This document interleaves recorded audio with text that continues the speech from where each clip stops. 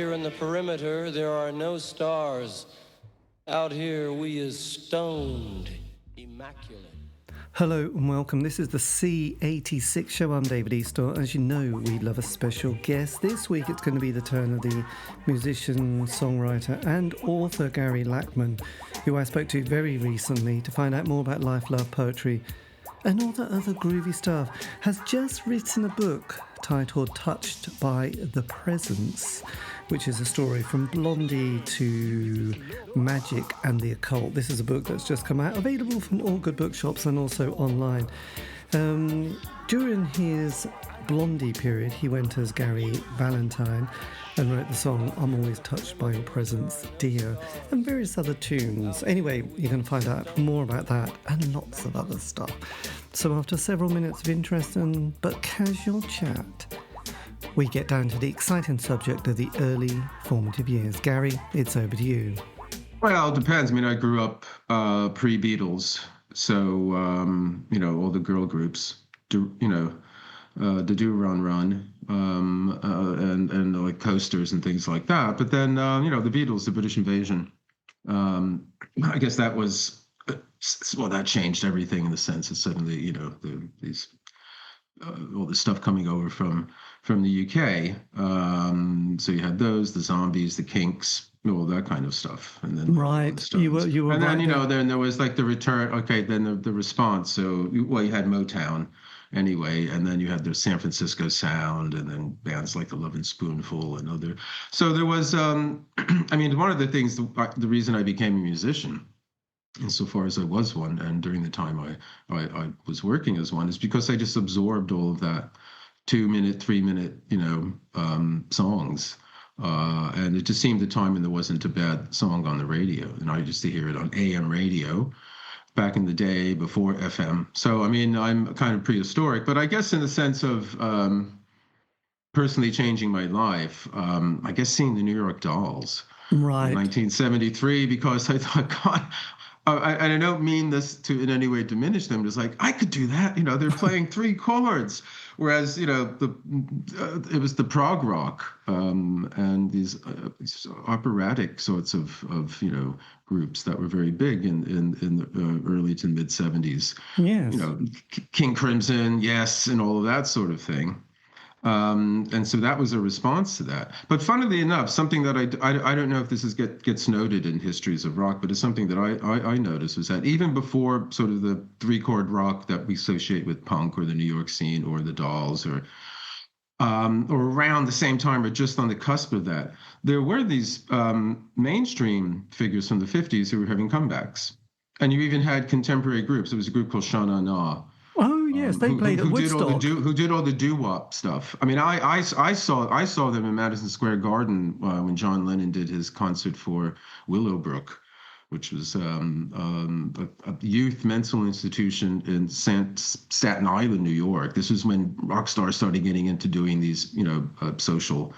The social work. Just after Harrison's concert for Bangladesh, Lennon did this thing, and Sha Na Na were one of the groups on the menu, as it were. And then Chuck Berry, Little Richard, Jerry Lee Lewis, and other figures from the 50s, the early days, the primordial days of rock, were having a comeback. So there was a response to this very, in a way, cerebral music for musicians stuff that you have in the prog rock, and then I think one result of that was what happened with bands like the New York Dolls, who played pretty straightforward 3-chord, like old Rolling Stones, and then specifically say they were New York, but then the glam thing kind of died, and then it was the complete opposite in one sense with bands like Television and Patti Smith, because they were all kind of black and white, yes, and kind of trying to combine French symbolist poetry, Go Rimbaud, with 3 chords as well, and Verlaine's really strange, jazzed out Coltrane kind of,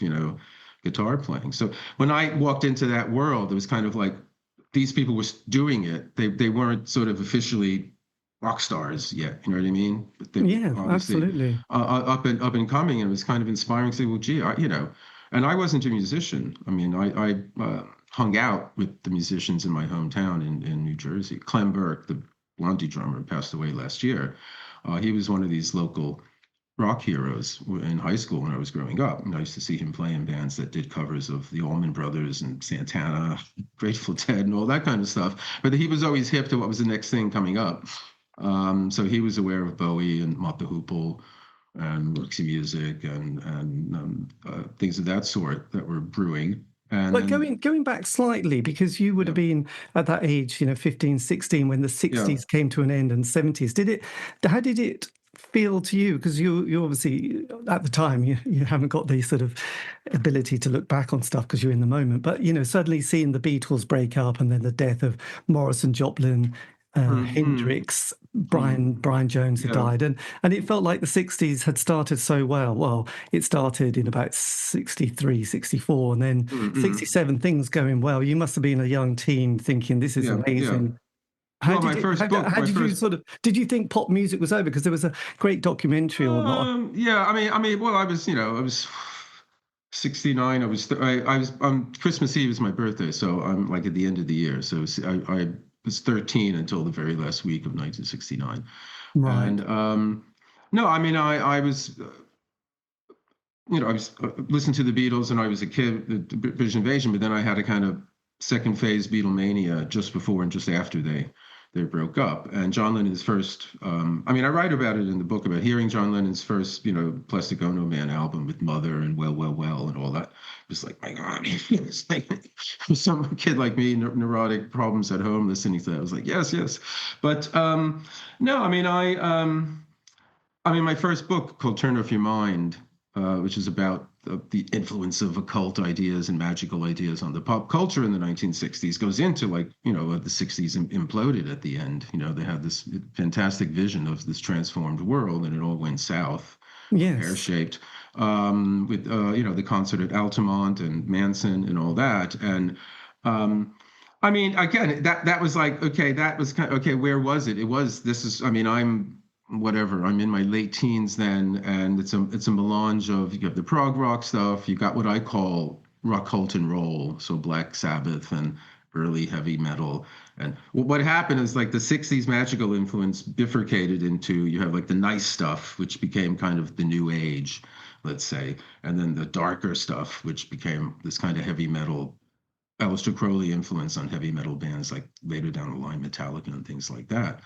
But what was interesting for me, as I said, is I guess I first started listening to things like Bowie and Lou Reed and Iggy, maybe tail end of 73 or something like that. So, or maybe a little up until then. So 17 up into 18, and then it was like a lot of stuff happened in my personal life. I left home. I fell under a dark cloud, fell into an insalubrious crowd. As François Villon did, I found myself among harlots and thieves and things of that sort. And then that life of like living this kind of crash pad life for a while in parts of New Jersey translated into how I wound up playing with Chris and Debbie in the very early Blondie days, because Clem was playing with them. Because we were like in this crowd that hung out, and we were the guys on the edge who were into all the weirder stuff. Everybody else is listening to the Grateful Dead and wearing flannel shirts, and we're painting our eyelids and fingernails, stuff like that. And back then it was like that was a challenge to get from one part of town to get from where we lived to the train to take us over to New York. You had to pass through normal, like, hide your ears, Spock. You have to pass through the normal area. And nowadays, nobody bats an eye. I don't. Maybe in America now it's different, but over here you can do whatever you want. Yes, it's interesting because I was probably about a month ago. I did an interview with a woman called, is it Bab Hansen, who's the mother of Beck, bizarrely, and she sort of ran away in the 60s, in the early 60s.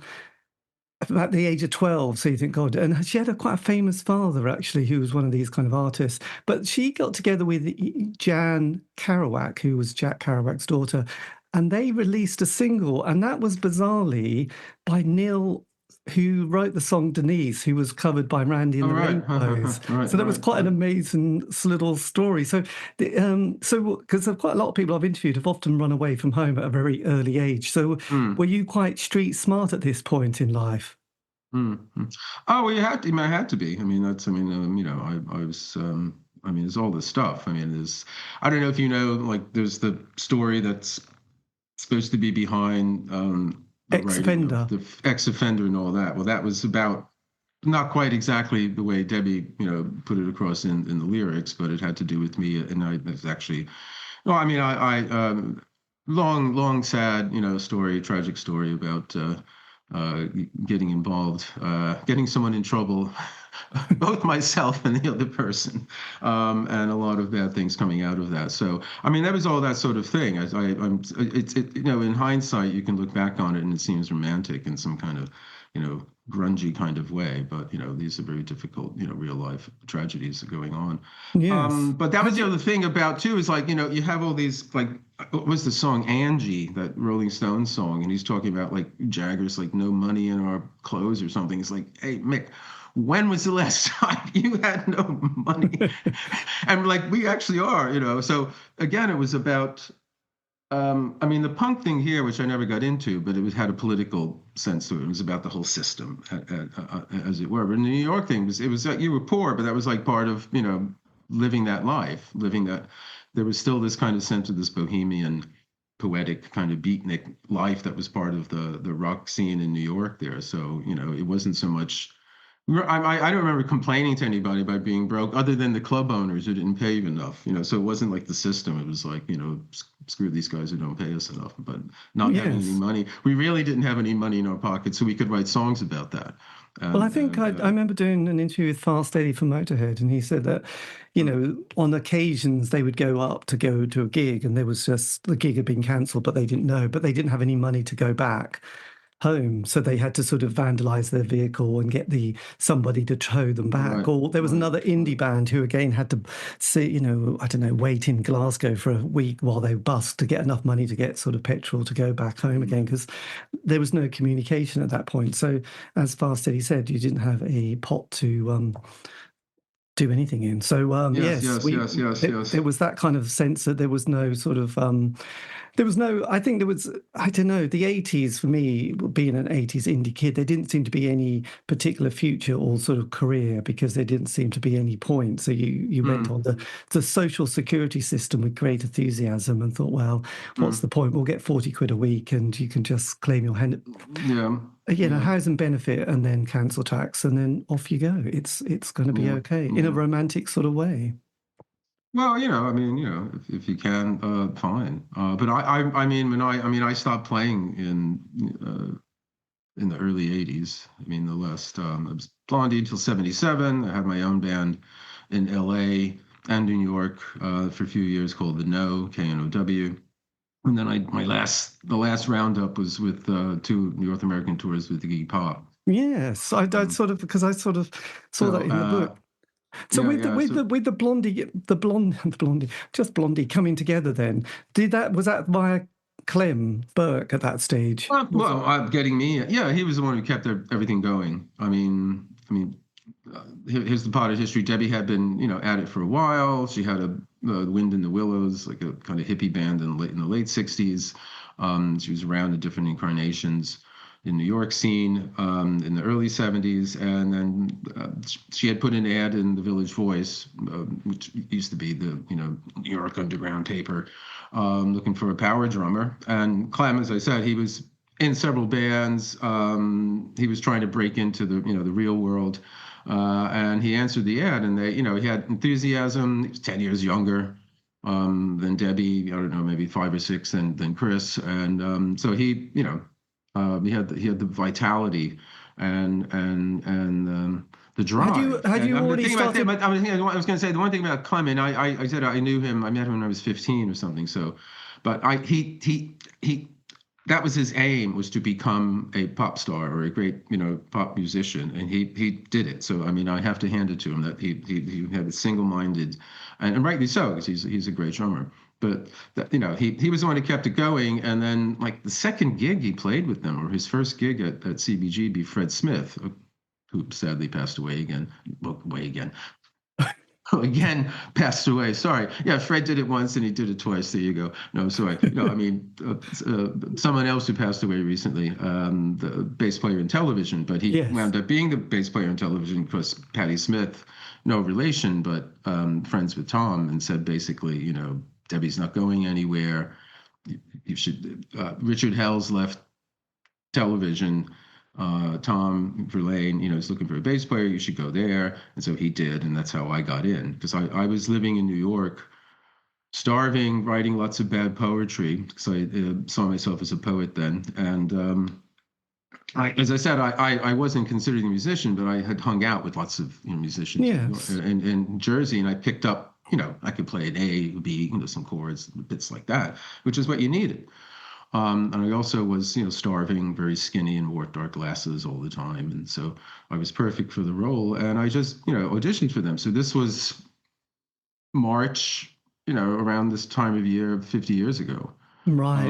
And then, I walked into it. So that was, so I was 19, all of 19. And So how were you that was a thing. Sorry. No, that's fine. I was going to say, how did you get by for money then? Were you just hustling? That's a very good question. That's a very, very good question. I talk about that in the book. I mean, before I started playing with those guys, I went through a period I was starving most of the time. I worked as a messenger, but I made just enough money to pay my share of the rent in the squalid, sordid storefront that someone had called a studio, and I was sharing. Right. A nutcase who's like this guy he was the weirdest guy in Bayonne, New Jersey, where he grew up, and then he went 180 and became a born-again Christian while we were living together, and he was trying to get me to be saved as well. And it's like, fuck, excuse me, but you know what I mean. And around that time I started playing with Chris and Debbie, but then he kicked me out, and I was homeless for a while. I mean, I was crashing at people's places and things like that. And then finally I wound up, came out at one of the rehearsals that I didn't have a place to sleep. And Debbie didn't want to look for another bass player. So she said, okay, you can crash. And she had this tiny 1-bedroom flat. Right. And that was Little it. Italy, which now is a tourist, spot, but back then it was just a backwater. I mean, even Soho, New York Soho was a backwater then. It wasn't, a fashionable place. Yeah. So yeah, I mean, I don't know. I mean, I starved. I shoplifted a few times.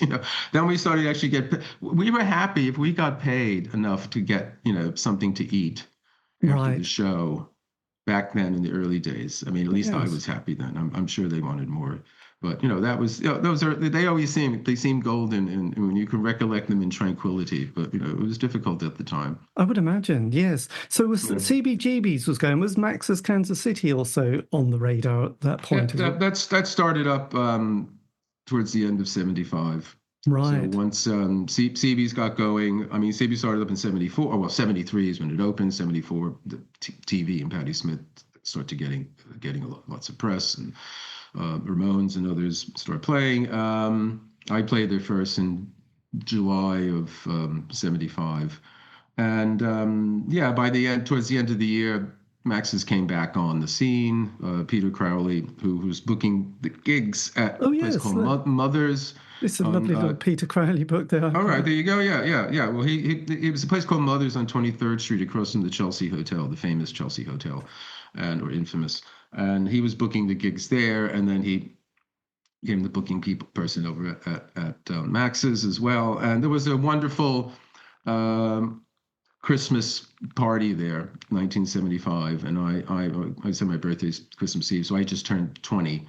Right. Day before, and then there was this party there that all the people, the Ramones and other people on the scene, and a couple of Blondies, and Wayne County, and some Heartbreakers, and other people on the scene were there. So yeah, I mean it was a different kind of scene than CBGB's, and then other places popped up to play as well. Well, yes, probably not Studio 54 in your case. No, not quite. No. Had Vietnam, had that ever sort of come on the radar as a possible, oh my God, I might get drafted, or was that completely not ever going to happen? Well, for me, I mean, I said I think the last draft was in '73, right, and I turned 18 at the end of that. So I had to, well, and what actually in one way you wanted your draft card because you could buy alcohol with it in New York.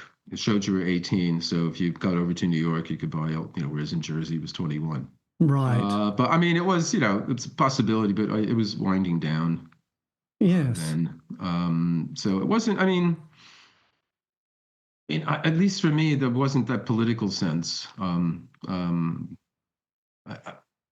what was, anything I was doing or happening. And were you getting into other, spiritual aspects, drug-related aspects, or cosmic aspects at this point in your life? Was that starting to sort of bubble? That starts happening. Well, I get introduced to all that kind of thing that I've had a second or third career at writing about for past 30 years. Was where we were living in this after Debbie, Chris, and I were living in her tiny one-bedroom flat in Little Italy.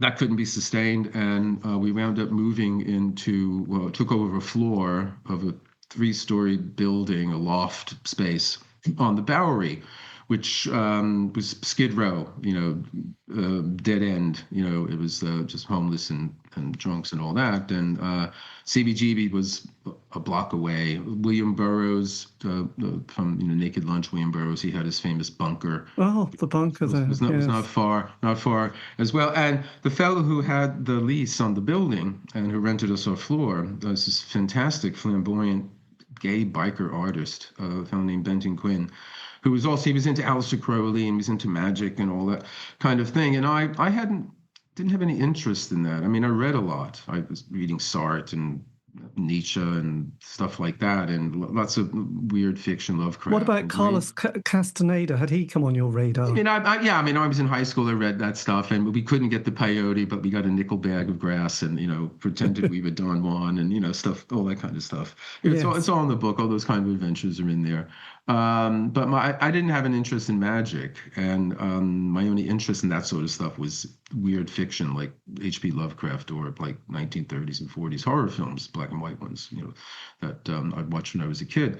But this fellow Benton was into Crowley, and he used to do these impromptu tarot readings with Crowley's tarot deck, and he would read from this book, Diary of a Drug Fiend, which was a novel Crowley wrote about his. He had this an abbé in Sicily in the 1920s and things of that sort, and I just found it fascinating. And there was another book at the time that I read that really changed my life, and this was a book by a British writer, Colin Wilson. Oh yes, who died 2013. And he was most famous for a book called The Outsider that came out in the late 50s. And it was kind of a book about existentialism and sort of social misfits. And it was one of the books that kickstarted kind of the beat into the counterculture generation. But he had made a comeback in the early 70s with a book just called The Occult. And this is like the subject of my first book, Turn Off Your Mind. There was this occult boom, this occult revival in the 1960s. So by the end of the decade, publishers are getting writers to, commissioning writers to write books about the occult in different ways. So they commissioned him to write this.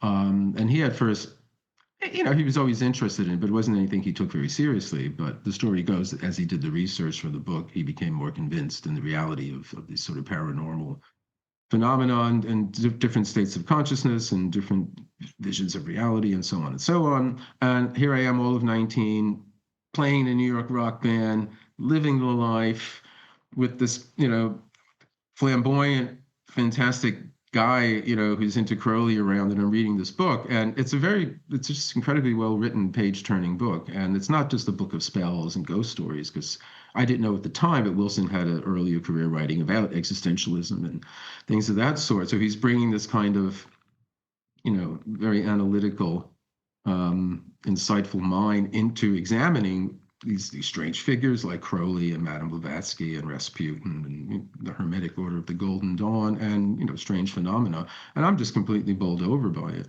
Yeah. And I just became fascinated. And at the time, it said it was very popular.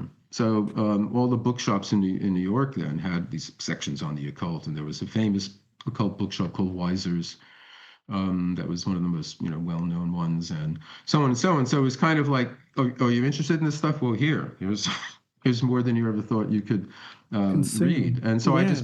I just gradually over time, what started out as a enthusiastic, fun interest in this became a kind of, more or less serious pursuit of trying to understand its influence in modern culture. And thus the song that appeared in Oh your... yeah, well, that was the other thing too. My first foray into writing about this was a song, because I started. Well, the story is that the first Blondie tour, first North American tour, we were the support band for Iggy and Iggy Pop, and Iggy Pop had been sort of resurrected by David Bowie. Yes. And Bowie was playing.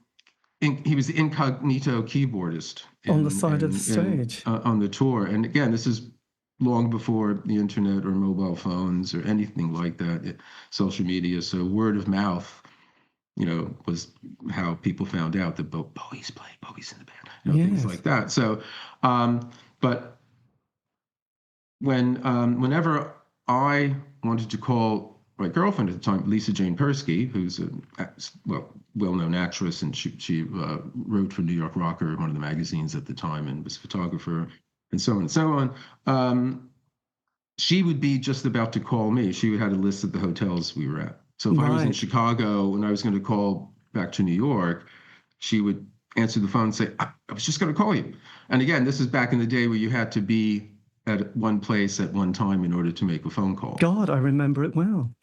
Yeah, I mean, it's a long time ago. You can't not again, this is strange. Kind of, what you mean? You had to be like in some place. So I tell you, it's things like that strike me. These mundane kind of ways of life that change, they strike me as more, what's the word?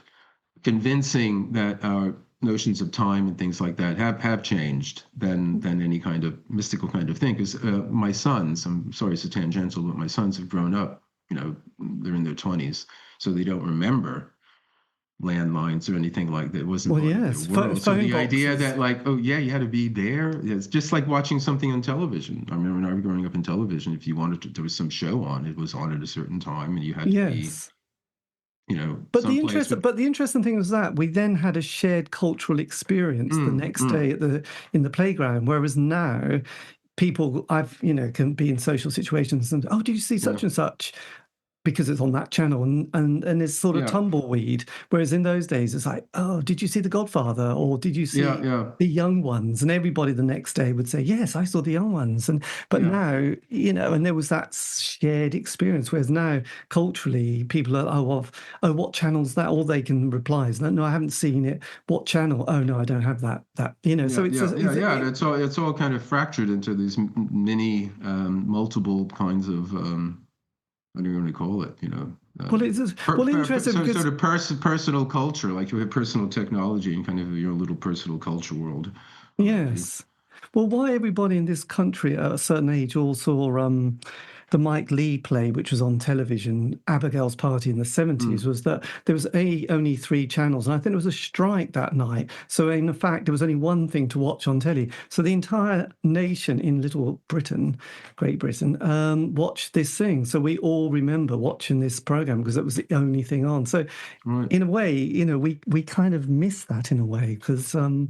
yes, there is that shared conversation. I mean, I guess it's it's a difficult choice between being spoiled for choice or being very limited. So it's but we also had boredom, didn't we? Which I thought was quite important, and having to create stuff. But with your girlfriend at the time and your moment, is that then you sort of put pen to paper and went, right, I've got an idea for a song? It's one of those things. Where did it come from? I just remember I must have just strummed a chord and the next one, and the first lines of the song came out. I mean, when I was writing songs, they either came out in 5 minutes or they didn't come out. They did come out. You had a fraction. So it's very, very different than learning how to, write readable prose. And not only readable, prose that someone will pay you to write. So that took me a good 10 years to learn how to do that. But when I was writing songs, it just came out.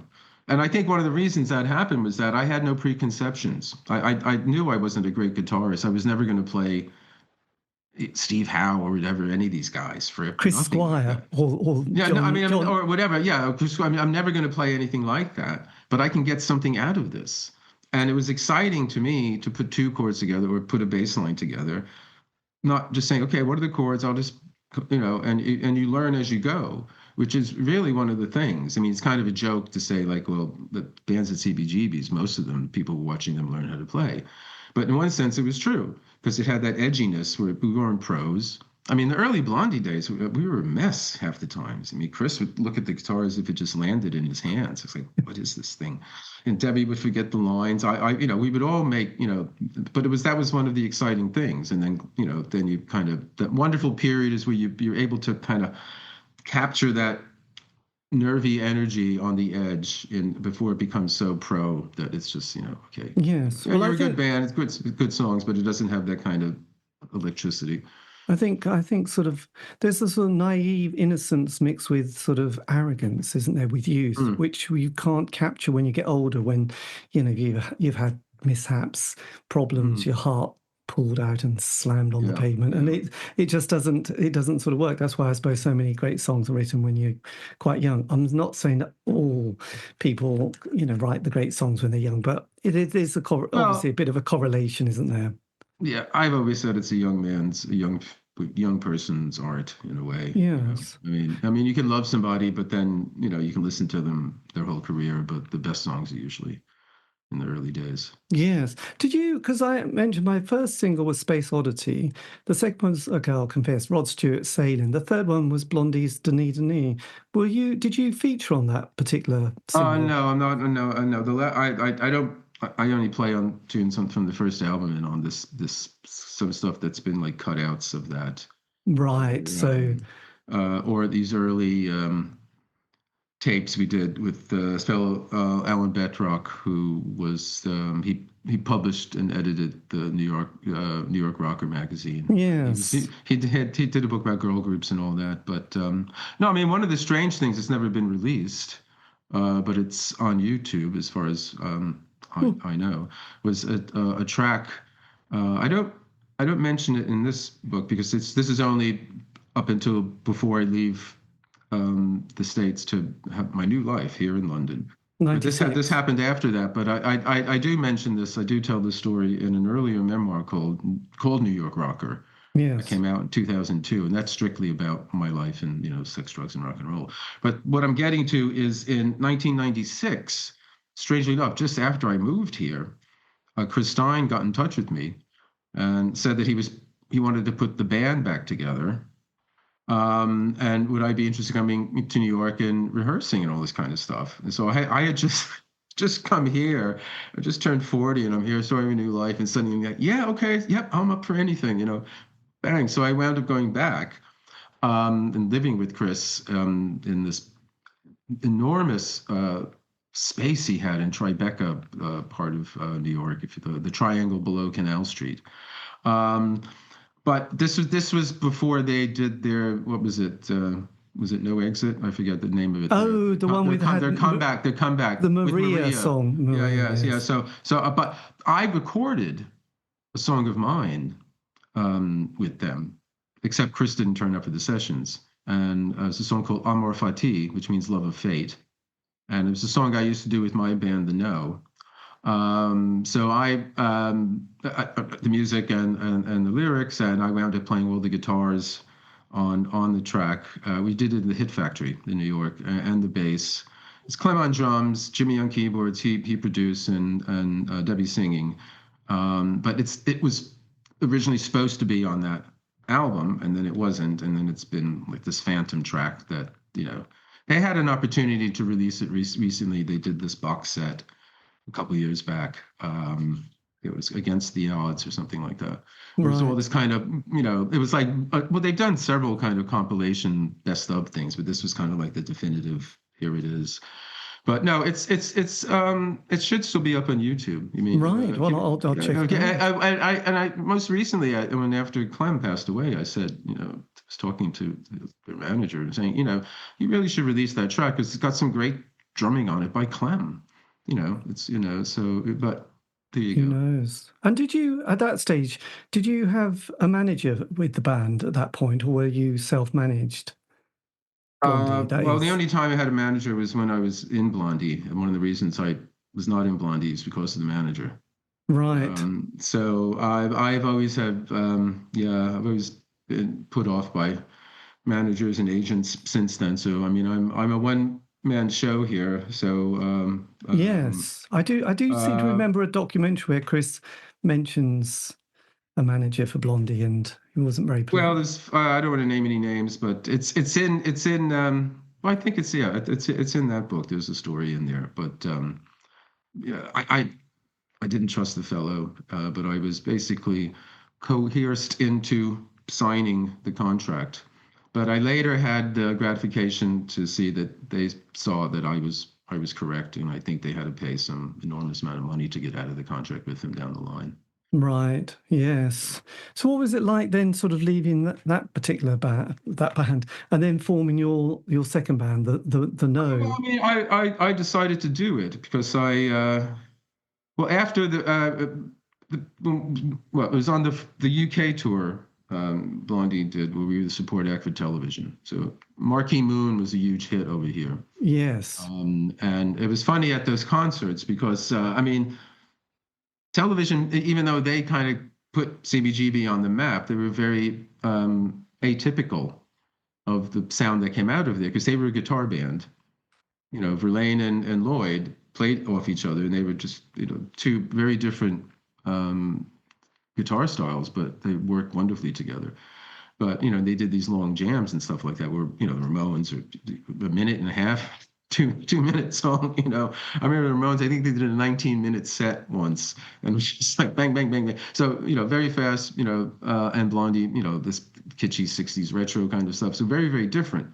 But here, that Marquee Moon was a huge hit. And then you had these kind of Grateful Dead-ish sort of fans filling up most of the theaters, and then to be a little kind of punk contingent come to hear Blondie. But I just was so impressed by television. I was so impressed. I just thought, you know, you know, the press were treating them like they were the saviors of rock, and it was a bit much. But in the end, I thought, well, actually, they warrant the praise that they were, you know, being given, because they was Yes. a very good band. And I just came away saying, well, that's what I want to do. I mean, one of the things that was happening is I wanted to play guitar in my songs, because on the first Blondie recording, the first 45 Ex Offender, I'm playing guitar on it, and Chris played bass, and it was something we used to do in the act. And this is something that I could understand, but, you know, this was me. I just thought, you know, I just want to play guitar in my songs. And so that became a kind of point of contention. And then, I don't know, they didn't like that I jumped around. And I had seen Wilco Johnson Yes, Wilco. Dr. Feelgood. And so, And I think Bruce Foxton as well was a bit of a jumper, wasn't he, really? yeah, I picked that up. And so, but it was fun. I mean, it just wasn't like, hey, look at me. It was just kind of, I'm into it, you know.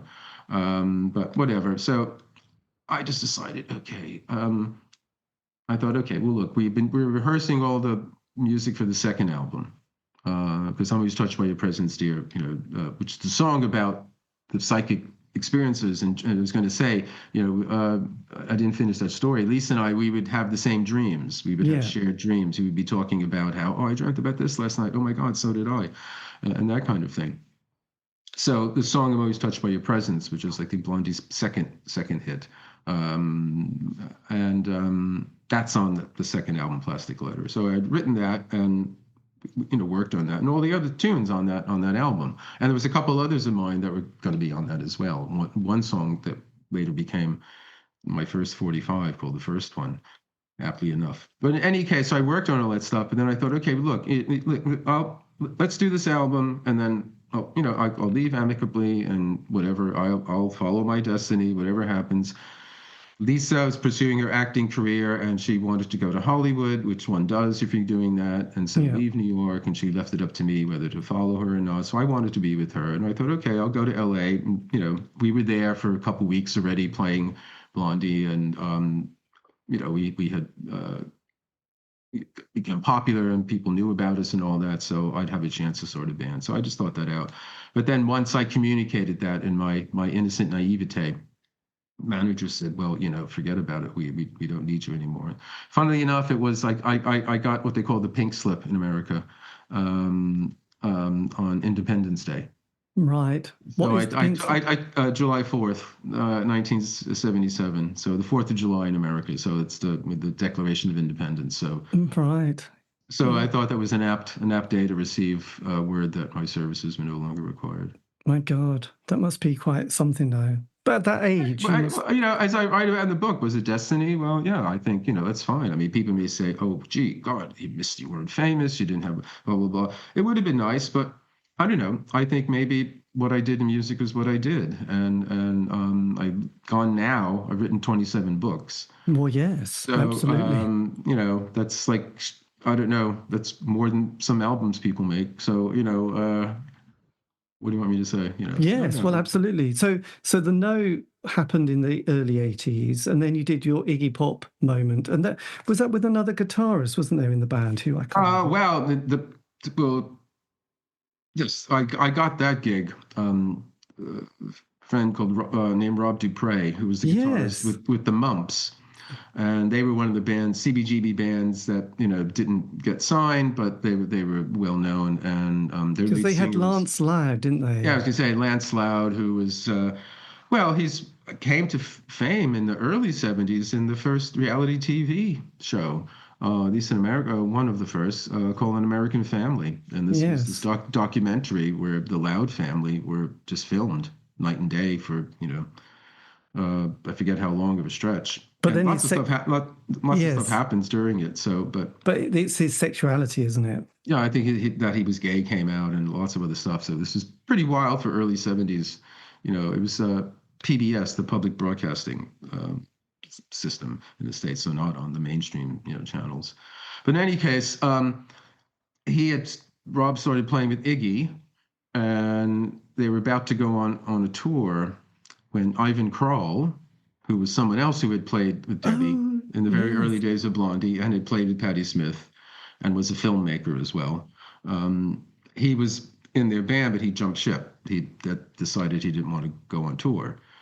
So they needed another guitarist. And I had my band, we didn't get a deal. We played in LA and New York, came close a few times, put out one single with Planet Records, but it sank. Nothing happened with it. My own single, when it first came out, first one, it got some notoriety and all. Is this I Like Girls? Yeah, I mean, it was that wasn't our choice, but I forget the guy who did it, who produced it for us. It was going to like, whatever. Do you want to do it or not? I said, okay, fine. On the B side of that is some song we just wrote. We got a part in a TV film called "Cry for Love" about someone's. So two drug addicts trying to kick the habit, and there's some scene in a punk club in downtown LA, and we're the band in it. So we just came up with some song for that. So in any case. So I had hung my Stratocaster on the wall, as it were, and Rob asked me, so do you want to play? I said, okay, fine. And it was Iggy, I knew the old songs, and I learned the new ones basically like the week before we left, and it was wild. So, but then the second tour, it was like a super band because there was Rob on guitar, I was on guitar, and then also Carlos Alomar. Right. Who was Bowie's guitarist, and Clem Burke was the drummer. Blimey. So it was, and that was that lineup. We opened for the Stones in the Silver Dome. Right. Because he'd done New Values, hadn't he? In the sort of '79, then he did Soldier. Well, this was Party. It was an album called Party that with I think it was Arista Records, and the brief was I think this was the make or break. If this album didn't do well, they weren't going to renew his contract, and it was sort of our brief was like, well, the album's called Party. So that's what we're going to do. It was like really, and it was the sex, drugs, and rock and roll, But one of the stories I tell in the book is about how one of the two shows we did in the Silver Dome, it was Iggy, Santana, and the Stones. and nobody was there to see Iggy Pop, and they threw everything they could possibly get their hands on at us. No, I mean everything. And if you know these huge stadium gigs, it's just pitch dark.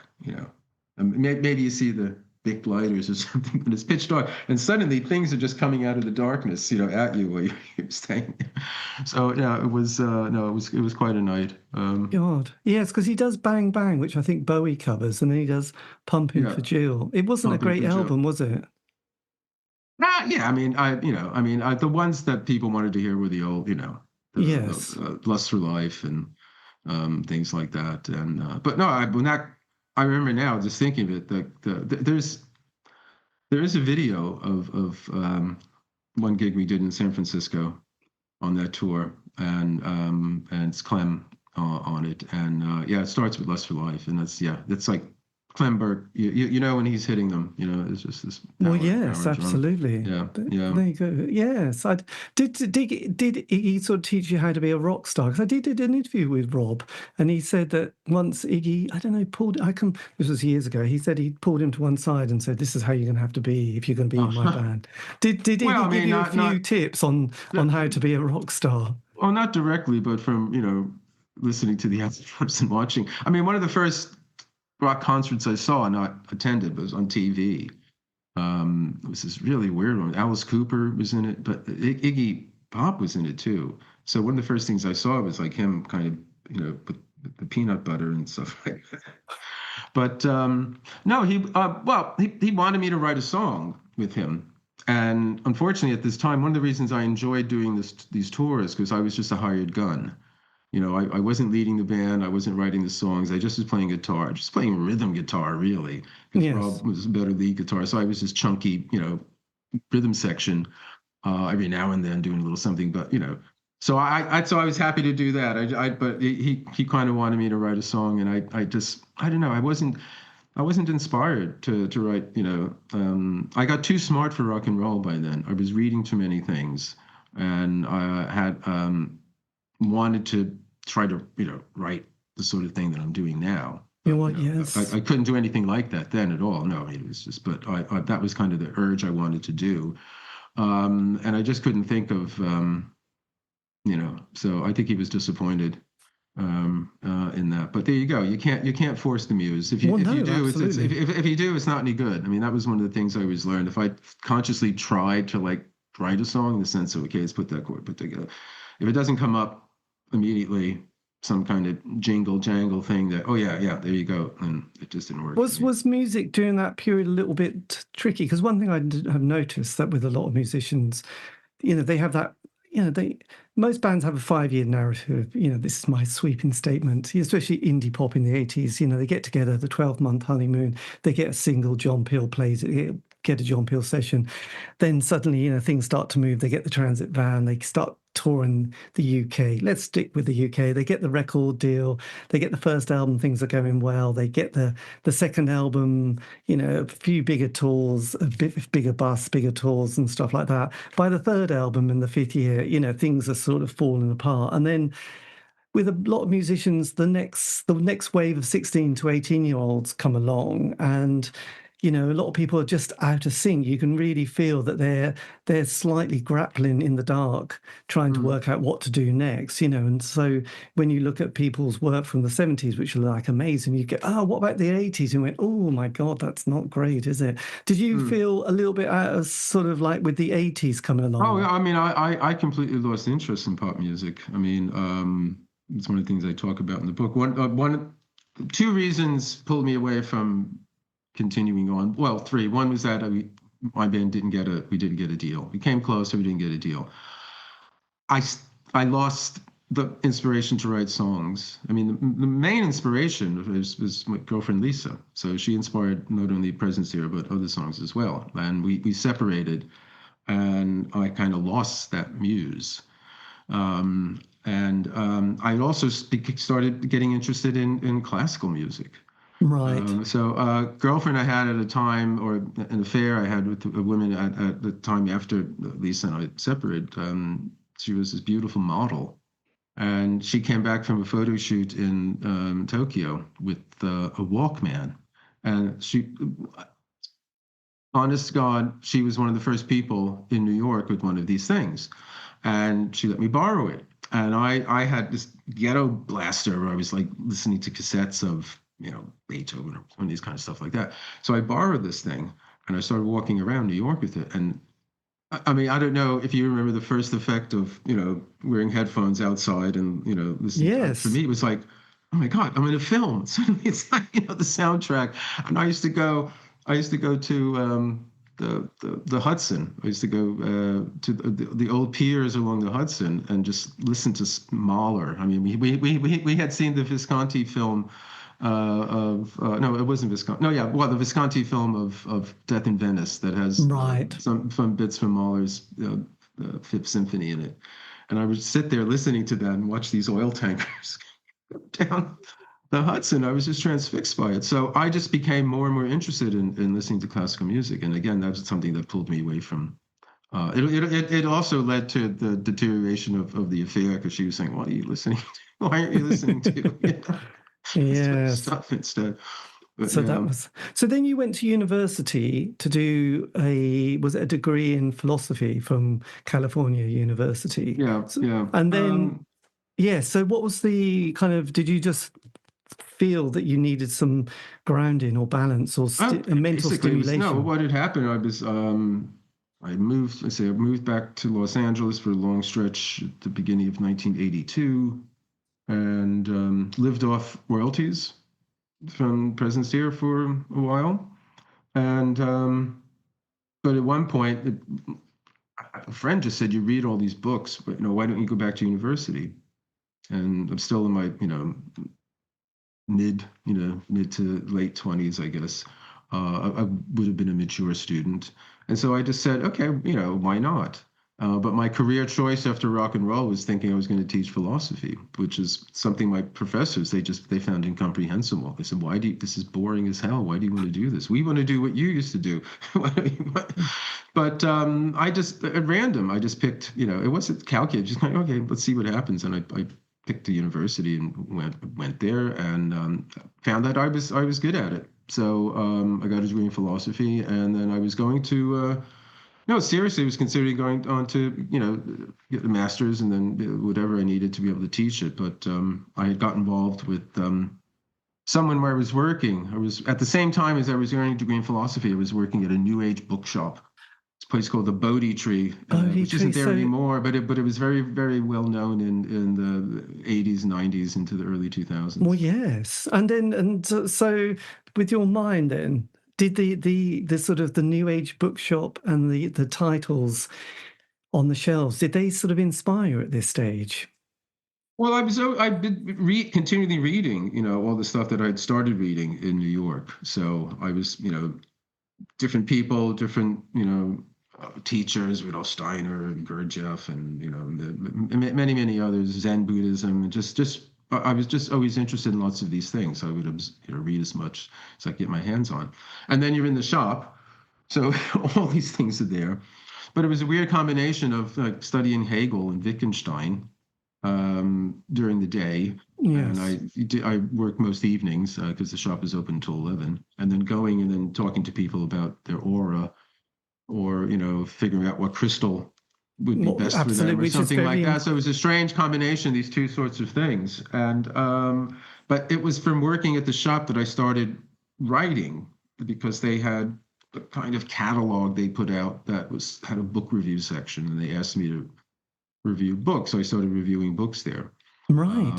And one of the reviews attracted the attention of the author, and he came and he wanted to tell me how much he enjoyed the review, and he invited me to write for a journal he was editing. And so one thing after the other, I started to, get stuff published. But I was sort of like, well, I wasn't writing enough that I could make a living at it yet. I was happy to just get some stuff published in these journals. And I was thinking, I don't know, maybe I should be doing something more than working at a bookshop. So I thought I would try university again. And I went and I did a year at University of Southern California, but in the English department, because their philosophy department, I didn't care for what they had on offer. But this was like a desperate thing of trying to find something to do with myself, because that was a non-starter, trying to do this degree, and I did one year of a master's, but this was when the PC thing had become very visible. The political correctness kind of thing, and I was just I just wasn't interested in all of the very, fashionable kinds of approaches, deconstructionism or feminist theory or post-colonial. I was an old romantic humanist, right? And they have, why are you here? Why are you? And I realized I'm never going to get a job. I could do this, I could do the work, I know I could do this, and blah blah blah blah. But by the time I'm finished with it, I'll be in my mid to late 30s, and a white guy, then I'll never get a job at doing this. So I dropped out of that. Right. So, because it's interesting, because during that late 80s and then in the 90s, I became very immersed in the New Age world and sort of became obsessed with ley lines and corn circles and, like you mentioned, auras. And then there was obviously a lot of spiritual appropriation at this point, because everyone was doing their North American Indian rituals in sweat lodges. And, it was one of those things. I remember at dinner parties, you could go almost through the A to Z of what alternative things you'd done, from sort of acupuncture to Bach flower remedy to colonic irrigation through dance and all that. So were you kind of embracing everything that you could get at this point? Well, I said I was a well, I was the rational one when I was at the bookshop, and I was the one who was too open-minded about the paranormal and the mystical when I was at university. So I was occupying this mid space between the two. But I became very interested in different things. I became very interested in Jung, psychology of Carl Jung. I wound up writing a book about Jung. I became very interested in Rudolf Steiner, who's behind biodynamic farming and Waldorf education. I've written, so later went on to write a book about him. So, a variety of different things I became interested in, and check things out, and things of that sort. I mean, something I became involved in for a few years was the Gurdjieff system of it's known as the Fourth Way, or known as the Work. He was an enigmatic Greco-Armenian esoteric teacher in the first half of the 20th century, who came. Well, he wound up. Well, he wound up here for a while, but then he set up camp in France, in Fontainebleau, outside of Paris. And he had a whole kind of psychological system about, I mean, it sounds kind of banal to sort of say, but it basically is central ideas. We believe that we have free will. We believe we're conscious. We believe, we're not mechanical, but actually we are all those things. But there's a way, not to be. And they always have some, some carrot. There's the stick, and there's the carrot, and so that. So I pursued this for some years, and actually had some interesting results. And so, I mean, I've always had more of a, let's check it out and see what happens. Right. Were you also at this stage working on your own self, dealing with your own issues in life? When aren't you? I'm dealing with there. I mean, there's a whole other thing in there. There's the whole. I mean, I won't give it away too much, but the end of the book is this whole crack up where the marriage falls apart. I was working at once again trying to find some place for myself in the real world. I was working at another university, University of California, Los Angeles, UCLA, as a science writer of all things, which I should never have the job because I have no background in science. But I'd written quite a few articles about pop science, chaos theory, and complexity, things of that sort. So all during this time, I'm trying to find some place for myself. So I went through a stretch where, I was never a rock star, but I was in the vicinity of some, and I had that life. I did that, quite some time. My contribution was small, but not negligible, put it that way. But then I, left that to want to pursue something I felt deeper in some way, but I couldn't quite articulate that. So it took me 10 years, from I guess the last time I stopped at the end of 81, so 82, and I started getting things published in magazines about 92 and 93 or something like that. So it took a long time to do that. And I didn't get my first book contract to 98 when I had already moved here. So that was a long-term goal to do that, which I had to focus on and deal with a lot of. Yes, because at the end of the book, you've got a lot of, because it changes, you have a lot of kind of S, I was going to say S and M, but you just have a lot of you start taking out people's names, don't you? Taking out people's names. Well, not so you refer to people as S or M. Oh. Well, I mean, I didn't. Yeah, I try. I don't know why. I tried to. It was a stylistic decision I made early on in the book that I would just, and not out of any kind of malice or anything, but it was about, okay, I'll only name the people I absolutely have to. You might notice I don't name my parents, I don't name my sister. So it's not an autobiography, but you usually get all those kind of factual data. Yes. So memoir is usually about one particular aspect or feature or important part of your life, and so that's in there. But no, I mean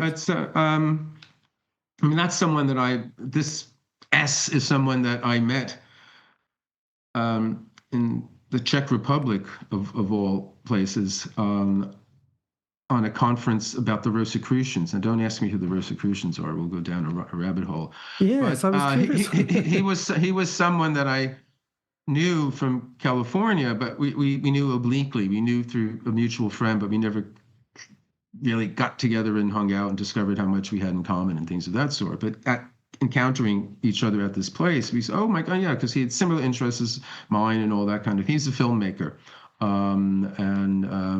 He'd done some sort of well-known cult kind of horror films and so on and so on. But it was through him that I wound up moving to the UK and moving to London. Right. Because he was thinking of doing that. And he said, well, look, I'm thinking of spending some time in London for a while. I know some people in the film industry there, blah, blah, blah, blah. I had told him my sad story at this point. The reason I ran into him in the Czech Republic is because after my marriage broke up, I lost this job as a science writer at UCLA. I went down the tubes. Whether I was technically, pathologically depressed or not, I don't know, but it was a very, very bad, very, very bad time. And I wound up going to this conference because a magazine I was writing for at the time was one of the sponsors for it. So I decided, okay, whatever else happens, I'm going to that. Right. So it often helps, to get through some really difficult time if you give yourself some goal, some aim, like come hell or high water, damn the torpedoes, I'm going to that thing. Yes. So that's basically what I did. And so after the collapse of my life, the shock waves after that sent me to the Czech Republic, and I bumped into him. And so I told him my story, and he said, well, look, if you want to change the scenery, come to London. Let's get a flat, see what happens, all that. So I wound up doing that, but strangely enough, this is the beginning of the follow-up, which I haven't written about yet. As soon as I got here and met him, he told me that he had changed his mind and he was going to LA. And so I wound up, house sitting and for people I didn't even know the place where he was living. But I'm telling you a story I haven't written yet. God, that's quite a cosmic thing. So this book finishes 30 years ago. So what was it like then? Was this kind of written during the lockdown period? Did you start? No, it's, if you take a peek at the acknowledgments in the back, I say that this book was written during a very difficult time, quite literally to keep me sane. And I don't go into any detail about it, but I'll put it briefly that I had neighbors from hell above me. Literally, the noise was just driving me out of my mind. And I spent a lot of time at the British Library anyway, but I was practically living there. I'd finished one book and I didn't have any work. And I'm one of these writers who's always complaining that he needs a break. And as soon as he gets one, he has no idea what to do with himself. And so I was staying away from my flat as much as I possibly could. Yes. Because otherwise I would axe murder, these people. And so I just start writing. So I have to write something. So I just started saying, well, no, people often ask me, how did I go from playing in rock music to doing what I'm doing now? Well, how did I? So I just went like that. And it was like I had no idea. I wasn't going to pitch it to anyone. I didn't, I didn't write a proposal and get in touch with my editors, anything like that. I just wrote it for myself. Yes. And see what would happen. And it's kind of spoiled me because that's what I want to do now. I don't want to do anything other now than like, let's do part 2, see what happens. Did you find it very healing then? Was this a kind of a healing process of writing? Well, I didn't do it on purpose. It wasn't like just let's. If anything else, if anything, it was a kind of assertion of my being at the time when I felt it was being eroded by I say, I think in the book I say I'm 67. I turned 70 at the end of last year. So I was around 67 when I was writing it. And at that time, I was thinking, this can't be my life. I'm afraid to go back to my flat. The noise is just, murderous. The people running the place don't care. They're not doing anything. The people causing the noise are completely antisocial. Yes. I wound up staying in hotels for a bit, just to get some quiet. I mean, I remember finishing the last chapter of the book in a hotel room. Sounds very romantic, but it was quite expensive. I would imagine, yes. And so it was kind of an existential assertion of my being, to stop it from being eroded by this, chaos around me. Yes. In the process, it's one of those things you discover something as you're doing it, So, and especially this because it was open ended. I didn't. Like I said, I didn't make an outline or anything. It was just okay. Let's just go. Let's just see. And for a long time, I just called it notes toward an autobiography or something like that. I didn't. It wasn't really a book yet. Yes. But then at the end, I just sent it to an editor, one of my publishers, who's I appreciated his taste, and I said, look, this might not be something that's good, for the publishing company, but I just appreciate hearing what you have to say about it, and he really liked it. So he's the one who commissioned it, and for the publisher. Blimey, that is quite incredible, actually. And with a lot of the characters and the people you've met during that time, have you had connections with them since then? Those early girlfriends, relationships. Well, Lisa, we're still friends. She's the oldest friend. We're still in touch and with each other's presence. And not too many people in the music world. Well, I just wondered about your very early girlfriend who, through the miracle of Facebook, you hear from people every now and then. Yes. And I mean, some other people from later in my life that I don't mention in the book. When I go to LA, I see or run into people there because I know more people. I mean, I don't really know anyone in New York anymore. But when I go back to LA, I do see some people there. So did you know what happened to your first girlfriend who became pregnant? Was there any more to that story? I don't know, to tell you the truth. I mean, it's one of those things like you think what would have, I don't know how much I want to talk about it because it is, if had the child not, died in hospital, it would be, 50 yes. something. It's very, very difficult. What's the word? I mean, it's a kind of mundane tragedy. I mean, it happens every day, but what happens to you. And again, but it's such a long time ago. I mean, yes. One of the things I regret is, it happening at all, but what can you say?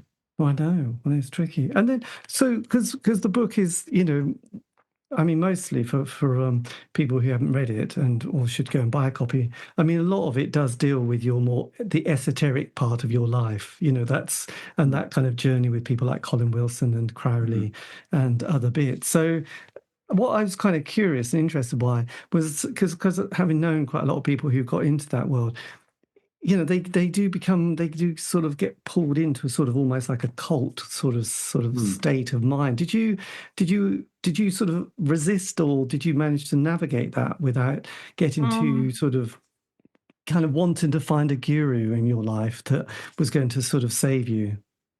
No. I mean, I'm sort of saying in the book, I always kind of had an experimental, or, you know, dare I say it, scientific view, in the sense of let's check it out and see what happens. So, I mean, the first practice, anything like this, that I got involved in was actually with Aleister Crowley. When I left New York and moved to Los Angeles, I got involved with the Crowley group there. And, okay, let's see what happens. So, you know, did the rituals, did some of these things, and blah, blah, blah, blah. But it turned out to be more of a kind of Aleister Crowley fan club than anything else.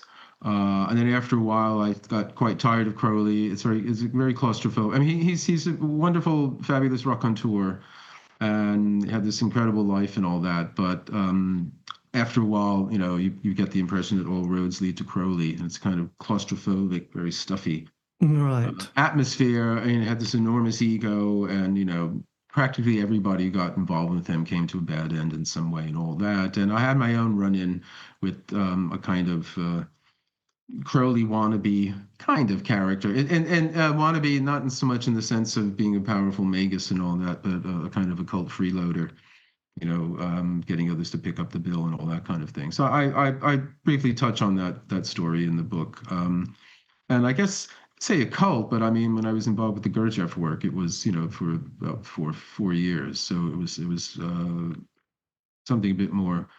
What do you want to say? I was kind of stuck with it longer.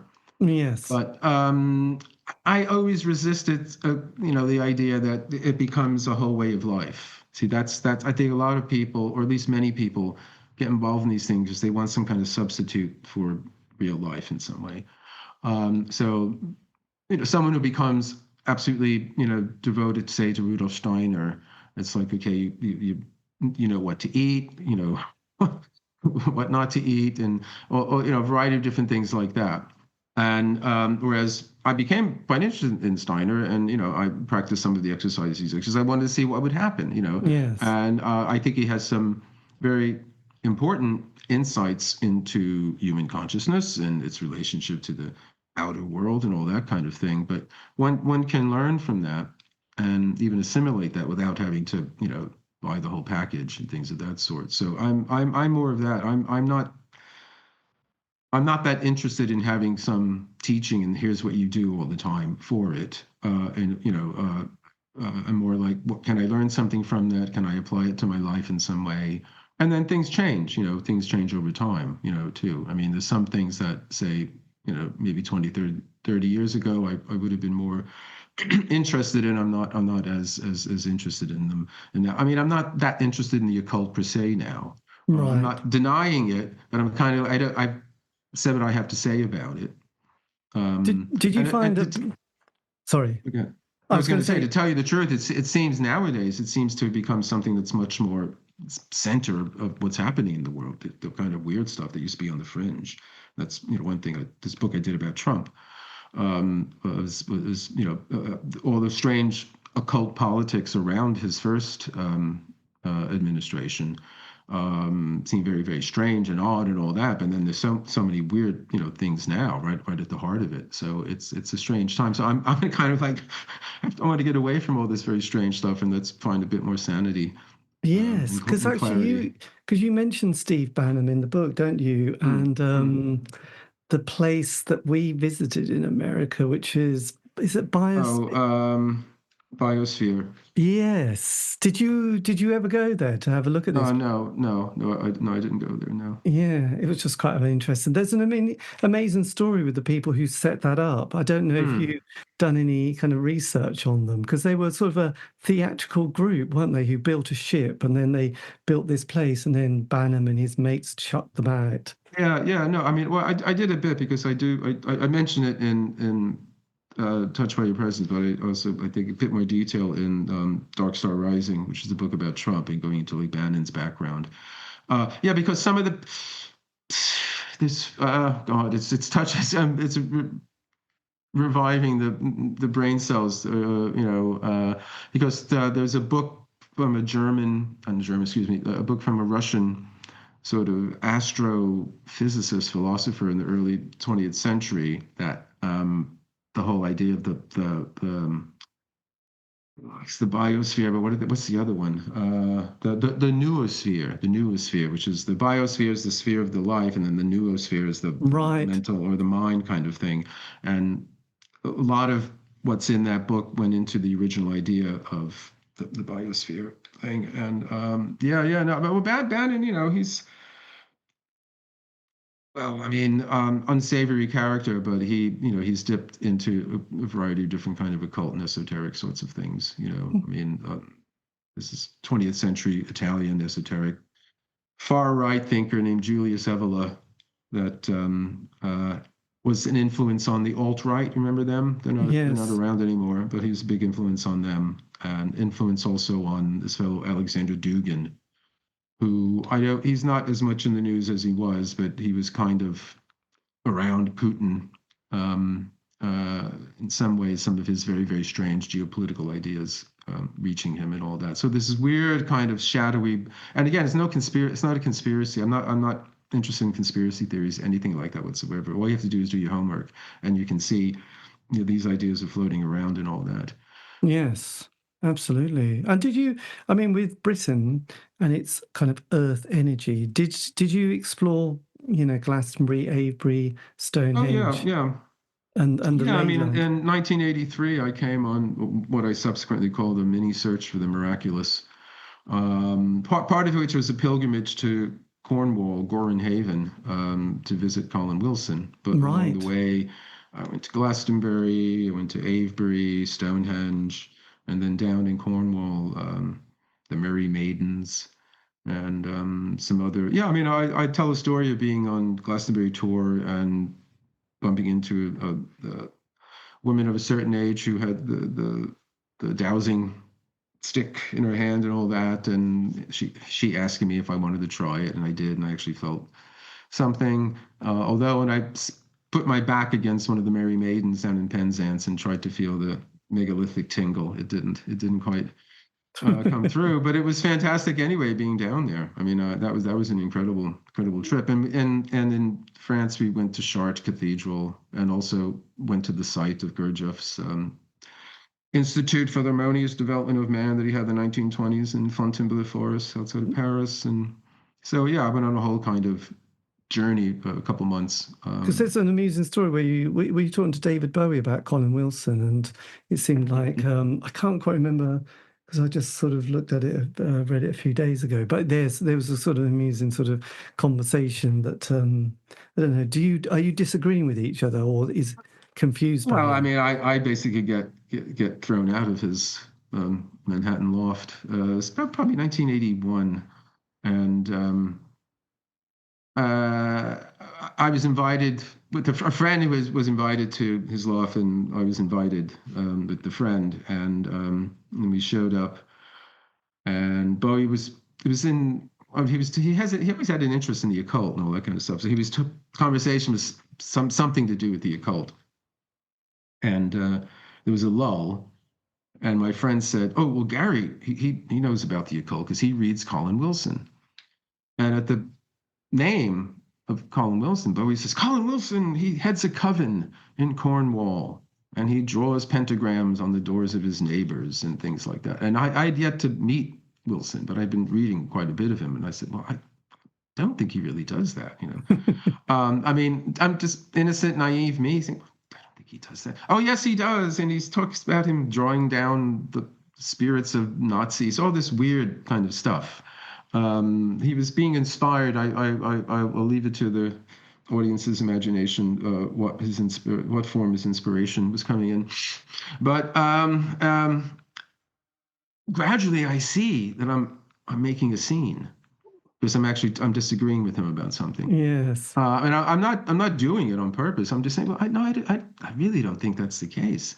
And so he had Bowie had these two female bodyguards, and in the book I reference I think it's Diamonds Are Forever, one of the last Sean Connery James Bond films, and there are these two female assassins, Thumper and Bambi, in there. And so these two big girls that Bowie had there, they come up to me and they say, David's tired. We think you should leave. So they walked me out. So there you go. But I subsequently realized what had happened. He had misread or misremembered. There's a passage in Wilson did a book called Mysteries that came out in 1978, and it was a big follow-up to the occult. And in it, he talks about a Cambridge Don named T.C. Lethbridge, who had a second career as a sort of paranormal investigator. And he lived in Devon. And Lethbridge, in one of his books, tells the story of one of his neighbors who was a witch. Right. Who went around and used to not draw actual pentagrams, but imagine it, visualize pentagrams and have them, at the front of her neighbor's doors. She said, well, the reason she did that, it was because it was some kind of protective sort of thing. So Wilson wrote about Lethbridge's account of that happening, and Bowie read it in Mysteries and collapsed it into Colin Wilson. Going around doing Cornwall. Yes. There you go. There you go. Wow, that's a lovely story, really, isn't it? God, that sounds amazing. So look, this book is out. So does that mean that part 2 from 1997 has started, and you're not yet. If I'm waiting a bit, because it'd be a bit harder to do, because I'm closer to more of the people still in my life, and I've had a couple of relationships during that time, and my 2 sons. But I'm thinking it's the kind of thing I'd like to do. So I'm trying to think. There's plenty to write about. So we'll see what happens. And do you have any other projects happening this year? I'm doing a 9-week course for the Cosmos Institute. It's online, and it's a course in existentialism, consciousness, and the occult. And that's basically over the work of Colin Wilson, because he developed this whole kind of philosophy of consciousness that is rooted in his early existential questions that he pursues in books like The Outsider and books like that. And then when he became interested in the occult and psychic phenomena, things of that sort, he saw that some insights he got from that can address some of these existential questions of the outsider, meaning and purpose and things of that sort. So it's every Sunday, and it's over the summer, so it's June to August. I forget the exact dates, Fantastic. But that's one thing I'll be doing, and I'll be doing some more of those. I'm doing quite a bit of, and if you happen to be in London, I don't know when you're. Oh yes. If you happen to be in London, I'm at Treadwell's Bookshop on May 28th. And that's on Store Street, and it's a wonderful occult alternative, bookshop. And I'll be talking about the book Touched by Your Presence with Christina Oakley Harrington, who's the owner. Brilliant. So that's a live event. And do you still pick up a guitar occasionally and play? Not really. What I did a couple of years ago, though, was I did quite a few gigs with a Blondie tribute band, right, called Bootleg Blondie. And I got to know them because Clem Burke actually a few years back did a whole kind of tour with them around. So it was like the Blondie drummer with, the Blondie tribute band.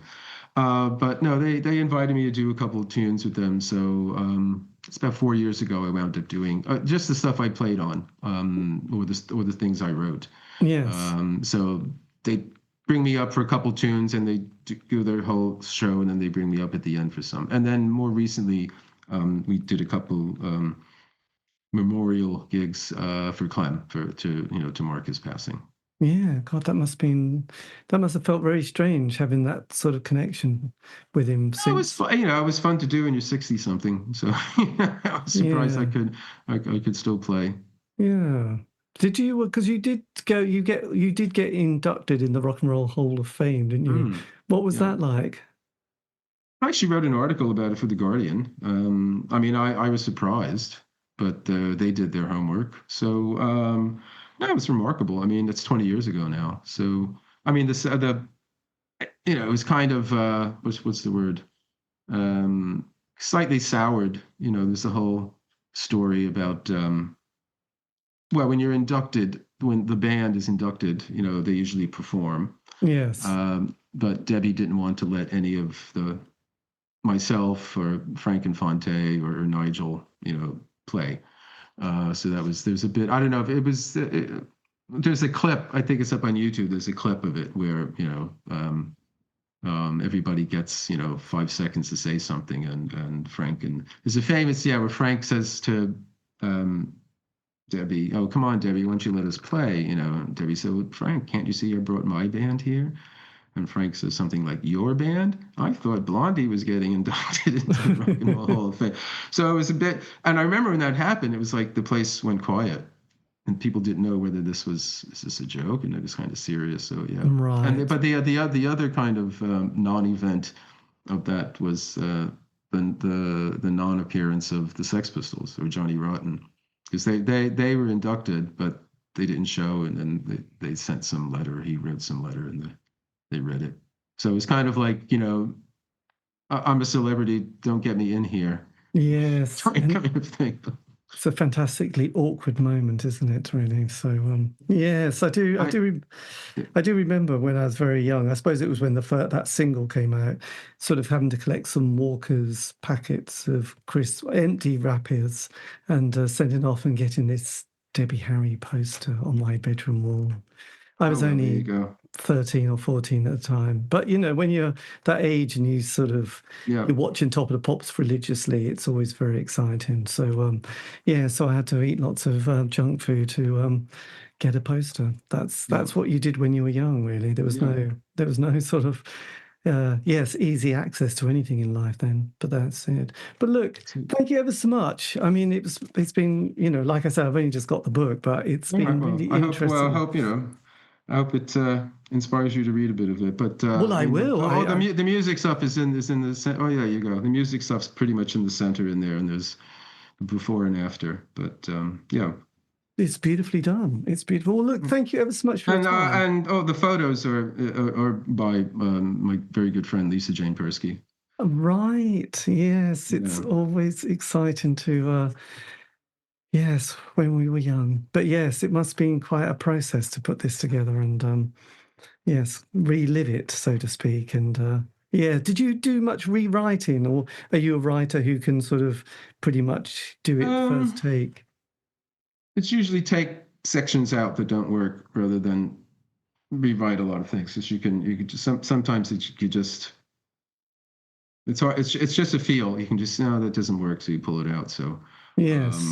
And one of most writers say this, one of the things they like doing is the editing, because you walk away from it for a while and you go back and you say, oh God, it's like it's cleaning house, Yes.